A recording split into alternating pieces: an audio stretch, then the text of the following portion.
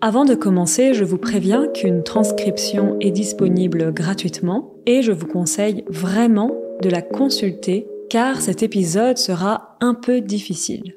Dans la transcription, j'ai rajouté quelques traductions en anglais pour vous aider. Vous trouverez un lien dans la description de l'épisode.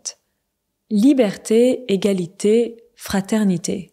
Vous avez sûrement déjà entendu ces trois mots ensemble. Liberté, égalité, fraternité, c'est la devise officielle de la République française. Mais est-ce que dans la réalité, la France est vraiment un pays égalitaire ? Dans une série de 3 épisodes, on va analyser un peu l'évolution des inégalités en France et dans le monde à travers les années. On verra les conséquences des inégalités sur nos sociétés et on verra quels sont les pays les plus égalitaires et quels sont les pays les plus inégalitaires. Les pays les plus égalitaires, donc les pays où il y a le plus d'égalité. Et le contraire, les pays les plus inégalitaires, donc les pays où il y a le plus d'inégalités. Et pour parler de tout ça, je suis très heureuse d'avoir interviewé l'économiste Idan Gidron. Après avoir travaillé à l'OCDE, l'Organisation de coopération et de développement économique, l'OCDE, Idan Gidron travaille à présent à l'Observatoire européen de la fiscalité. Un observatoire dirigé par le célèbre économiste Gabriel Zucman. Gabriel Zucman, il a été professeur à la London School of Economics ou encore à l'université de Berkeley. Et Gabriel Zucman, il travaille souvent avec un autre économiste français très connu et qui est le directeur du World Inequality Lab, Thomas Piketty. Donc voilà, 2 économistes français, Thomas Piketty et Gabriel Zucman, et notre invité du jour, Idan Gidron, qui n'est pas français mais qui est belge, donc de Belgique, plus précisément de Bruxelles. Vous allez donc entendre un accent un peu différent du mien. Une dernière chose, je précise que parler de ce type de sujet, c'est pas facile, parce que ce sont des sujets complexes et ça touche à la politique, ce qui est toujours délicat, mais c'est aussi l'objectif de ce podcast, vous aider à comprendre des sujets un peu plus difficiles en français. Pendant l'interview avec Idan, on se base sur différentes études et sur les données, les datas collectées par l'observatoire pour lequel il travaille. Et je précise aussi que, bien sûr, parler d'égalité et d'inégalité, c'est un vaste sujet. Et comme Idan Gidron est économiste, on va surtout se concentrer sur les inégalités économiques, mais bien sûr, elles ont une influence sur d'autres types d'inégalités.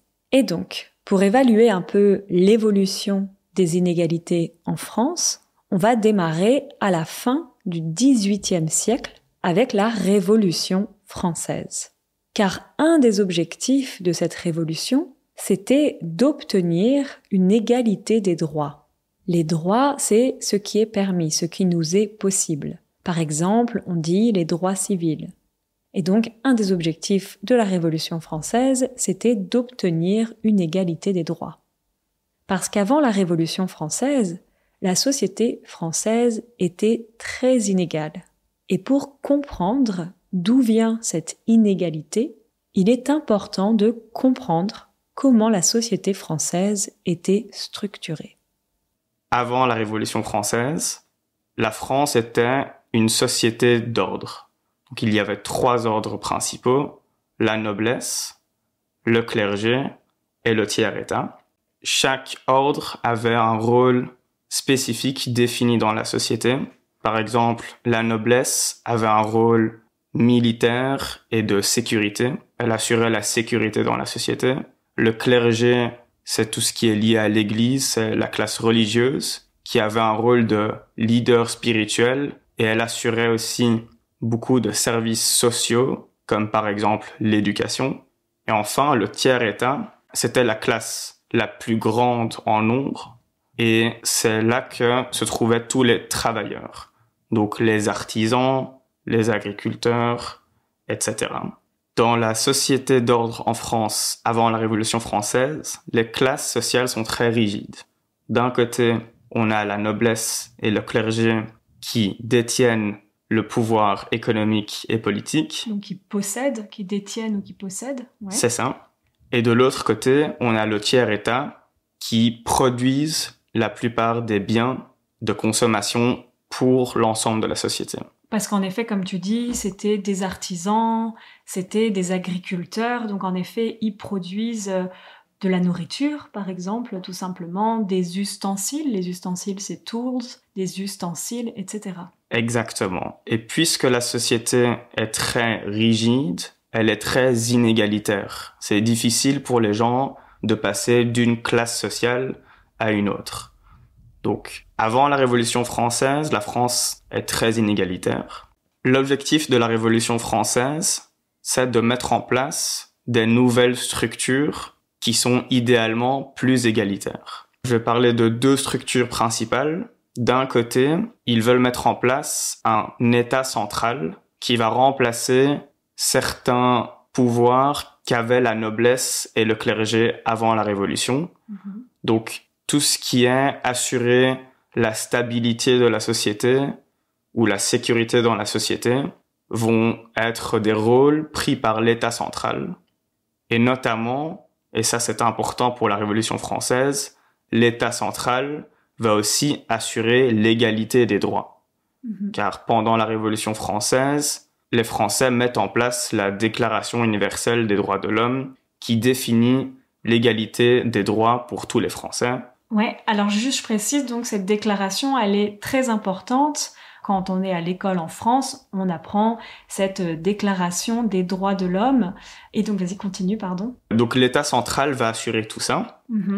De l'autre côté, une autre institution importante qui va être mise en place avec la Révolution française, c'est la propriété privée. Généralement parlant, c'était le clergé et la noblesse qui possédaient la plupart des propriétés, que ce soit des terres ou des propriétés immobilières en France. Ouais, les terres, c'est land, les terres. Et après la Révolution, la propriété privée devient un droit pour tous. D'accord. Cependant, au changement entre avant et après la Révolution, beaucoup de terres et de propriétés immobilières qui appartenaient aux classes dominantes avant la Révolution sont transformées en propriétés privées qui appartiennent aux mêmes personnes après la Révolution.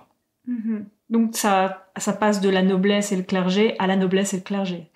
C'est ça que ça veut dire? C'est ça que ça veut dire en termes de qui appartient la propriété avant et après, c'est la même chose. Sauf que là, on a mis en place une institution qui est la propriété privée et qui, par définition, donne un accès égalitaire à tout le monde.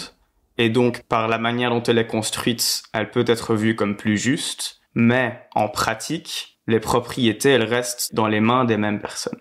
Donc, pour bien comprendre, en conclusion, entre la Révolution française et le début de la Première Guerre mondiale, les inégalités, elles n'évoluent pas, et même comme tu dis, elles augmentent un petit peu. Donc, c'est un peu un échec, on peut dire, de la Révolution française là-dessus? Oui, et c'est important de faire savoir ça aux Français et au monde, parce que pour beaucoup de Français, la Révolution française est une grande victoire. Mais en effet, quand on regarde en pratique, ça n'a pas beaucoup affecté l'évolution des inégalités. Et donc, qu'est-ce qui se passe pendant les guerres mondiales? Donc, on a bien sûr la Première Guerre mondiale, et ensuite, plus tard, la Deuxième Guerre mondiale. En français, on peut dire Deuxième ou Seconde Guerre mondiale, c'est comme vous préférez. Qu'est-ce qui se passe à ce moment-là? Comment évoluent les inégalités? Alors, pour parler de la période suivante, on peut regarder plus généralement entre 1914 et 1980, qui est une période où en effet il y a les deux guerres mondiales, mais il y a aussi une grande évolution vers l'égalité. Entre 1914 et 1945, les deux guerres mondiales, elles diminuent les inégalités parce que d'un côté, la guerre cause beaucoup de destruction, et donc, beaucoup des propriétés sont détruites. Et si les propriétés sont distribuées de manière inégalitaire, alors les riches perdent plus que les pauvres à cause de cette destruction. C'est assez logique. Bien sûr, en fait, les riches, vu qu'ils ont beaucoup de possessions, beaucoup de propriétés, ils ont plus à perdre. Exactement. Mm-hmm.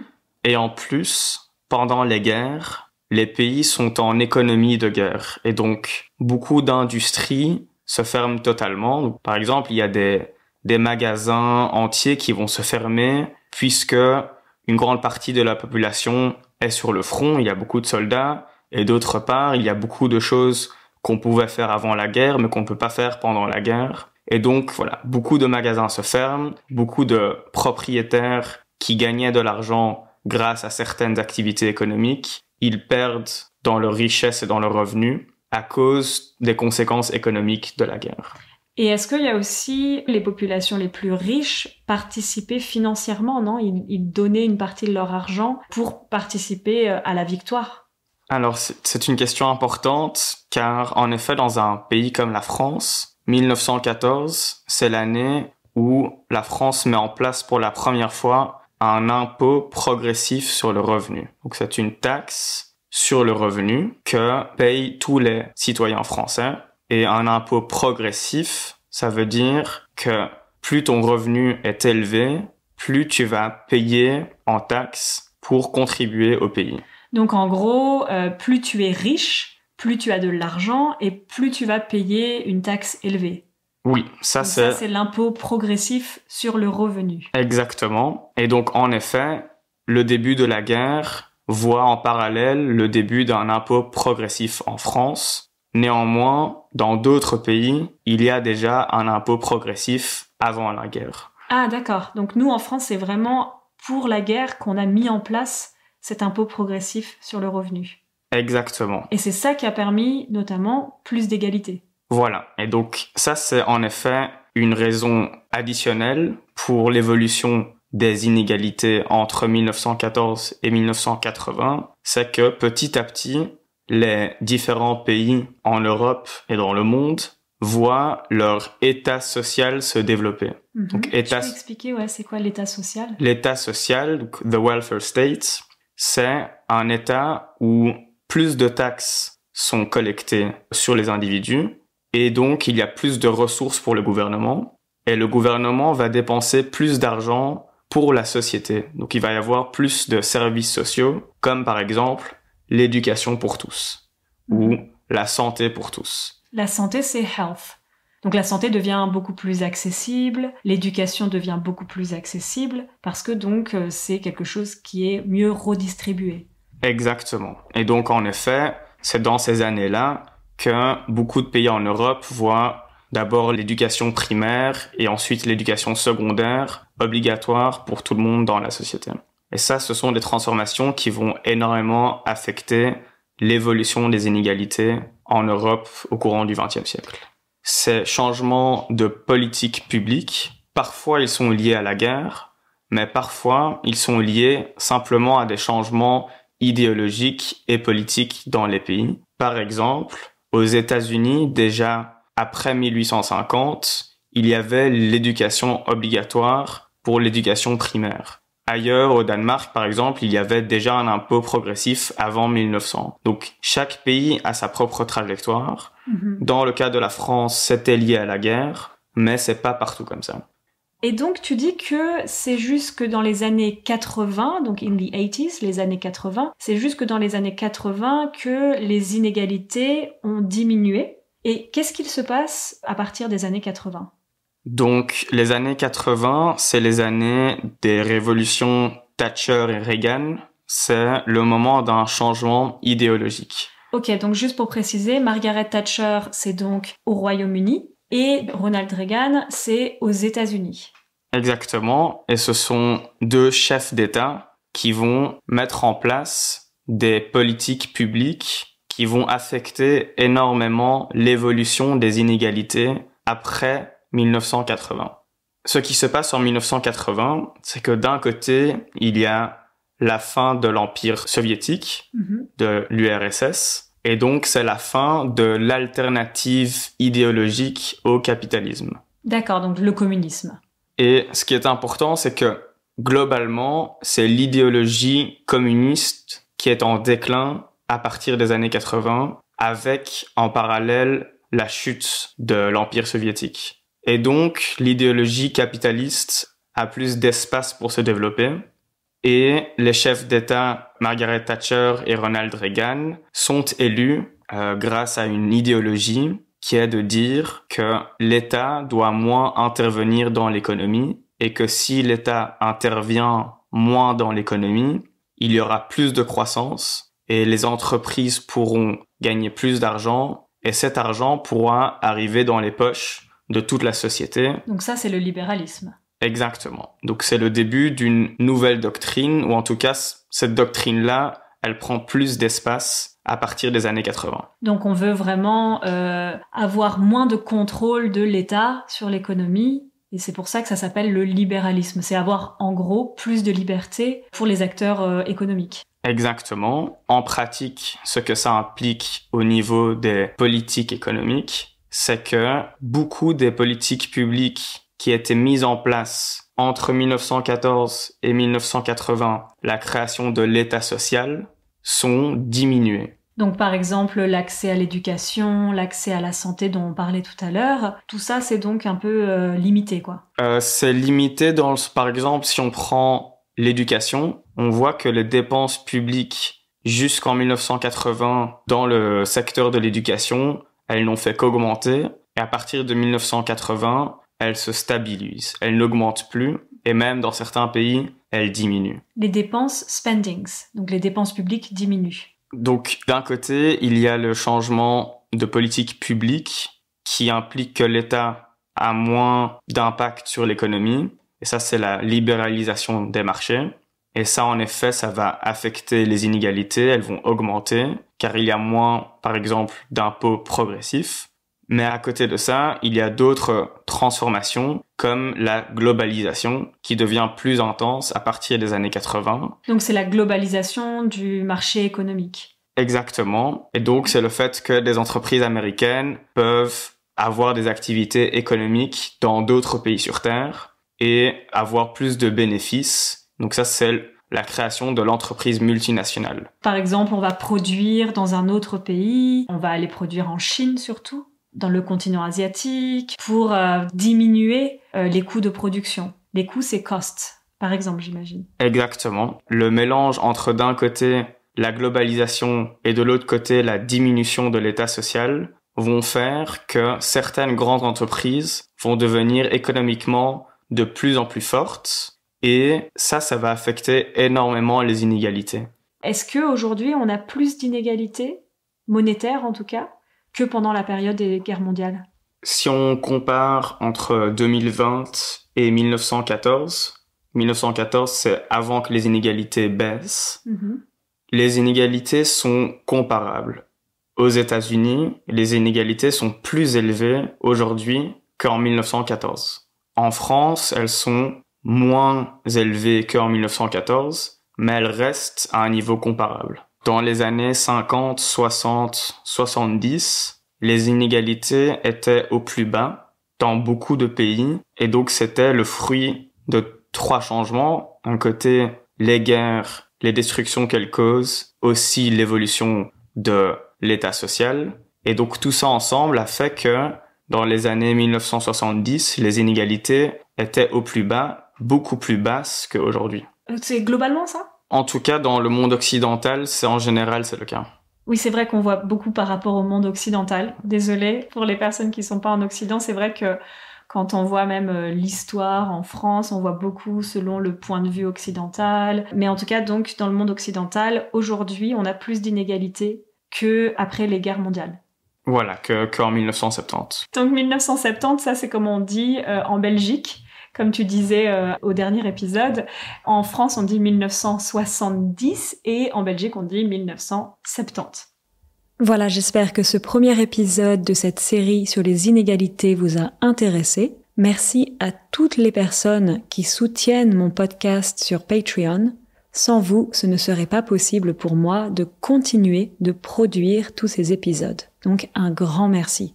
J'espère aussi que la transcription vous a aidé à bien suivre la conversation et au prochain épisode, on parlera des conséquences des inégalités sur nos sociétés.